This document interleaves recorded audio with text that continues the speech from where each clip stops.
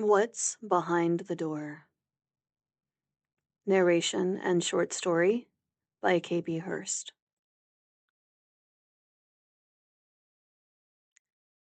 I stood at the corner of her street debating whether to go any further. My heart was racing as I stared at her house. The woman who had done so much damage to me. A simple, white house. So ordinary. So quiet. I watched from a distance before walking up to the front steps. I had no idea what I would say or how I'd approach her. I'd always been shy. Hell, that's probably how I ended up in this mess. And yet, here I was, standing outside the home of the woman who had been secretly seeing my husband for over a year. The knife in my pocket reminded me just how angry I was. But now, all that imaginary bravery had faded. The fantasy of tearing her apart collapsed under the weight of my hesitation. I remembered the first time I knew Jason was cheating. He'd started acting differently, suddenly working out, caring about his appearance. He never cared about how he looked before. A loud noise pulled me out of my thoughts. Something had slammed into that front door. I backed away. Then, without thinking, I rang the bell. It was now or never. No one answered. But I had heard something. I was sure of it. Jason hadn't come home one night, this past May. He claimed he had a late business meeting. That was the night I decided to track him. I'd never done that before. I installed an app and followed his movements on my phone. Every night I watched. He kept returning to the same street. Elmore Street. I decided to try and convince myself that he was just with friends. Jason had always been a bit of a nerd. Video games, Lord of the Rings marathons. He was your typical IT guy. But then, one night, at 2 a.m, he came home and ran straight to the shower. I followed him into the bathroom and saw him scrubbing lipstick from his neck. He didn't even see me. That's when it stopped being a theory.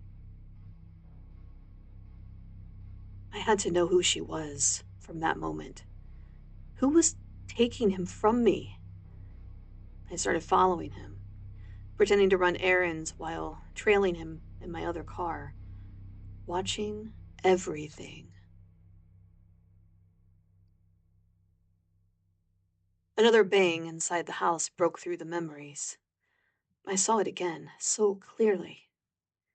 That night, her getting out of Jason's car, she wore a fancy dress.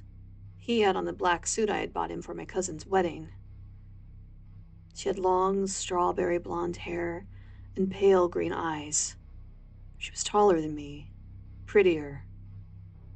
I watched her kiss my husband right there on Elmore Street, then walk inside this very house. There was another sharp noise from inside, then a muffled voice. I walked around the back of the house, hoping for a better view. Nothing. I returned to the front steps, the knife tapping lightly against my leg under the raincoat. If I couldn't hurt her, I'd at least tell her to leave him alone. I rang the bell again, harder, louder. I wasn't leaving without seeing her. Finally, the door creaked open, just a crack. The sound was long and broken, like the door hadn't been touched in years. Then came another sound. Bare feet moving across the floor. I pushed the door open. It was her, Tabitha. Her hair hung over her face, soaked in blood. The top of her head had been torn open. She stumbled toward me. Oh, coming back," she said as she collapsed. Her forehead struck the marble tile. I stared at her, unable to move. Who had gotten to her before I did? "Tabby Cat, you still breathing?" I knew that voice. Jason appeared in the hallway. He hadn't seen me yet. He grabbed her legs and dragged her into the other room. And I heard him laugh. Then I heard it. Cutting, wet, deliberate sounds. The unmistakable rhythm of something being sliced. I stepped forward, almost floating in shock. He was in the kitchen, bent over her. Her stomach had been opened. He was digging around inside of her, like he was searching for something. I backed away, quietly, carefully. He never saw me. I left the house, walking to my car, and then I drove home. It was over. But that night, when we went to bed, I couldn't stop thinking about her. Even still, I couldn't stop thinking about him, about what I had seen. He had cut into her like he needed to feel her insides, like he loved her, like it wasn't just rage. And I hated myself for wondering why he never looked at me that way. I was jealous of a murdered woman. No one ever solved her case, but I knew. I was the only one who did. Then, after some time, he started staying out late again. I followed him. There was another girl now. She looked just like Tabitha. I even wondered if maybe they were related. That's when I realized this would never end.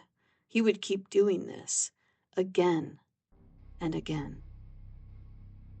The next morning, he kissed me goodbye and went to work like nothing had happened. By evening, the police had arrested him at his office. An anonymous tip had given them what they needed.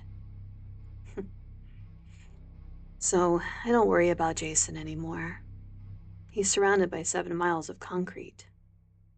Safe and sound.